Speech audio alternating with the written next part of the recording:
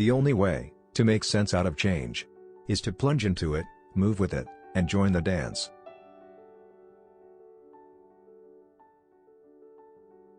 I have realized that the past and future are real illusions, that they exist in the present, which is what there is and all there is.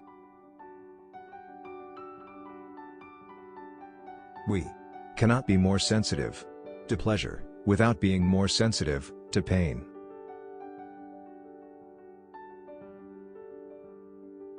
The ego is nothing other than the focus of conscious attention.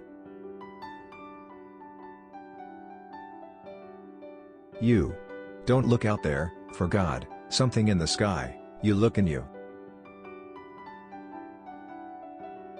But the attitude of faith is to let go and become open to truth, whatever it might turn out to be.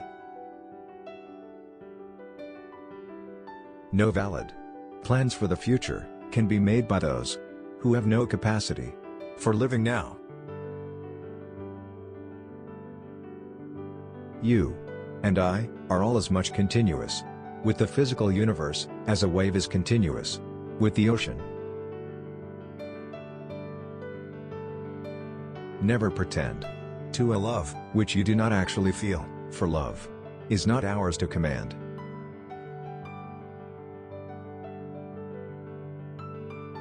So then, the relationship of self to other is the complete realization that loving yourself is impossible without loving everything defined as other than yourself.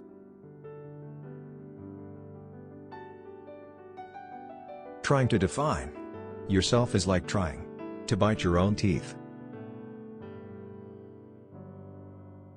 Saints need sinners. You are that vast thing that you see far, far off with great telescopes. Reality is only a Rorschach ink blot, you know. Technology is destructive only in the hands of people who do not realize that they are one and the same process as the universe.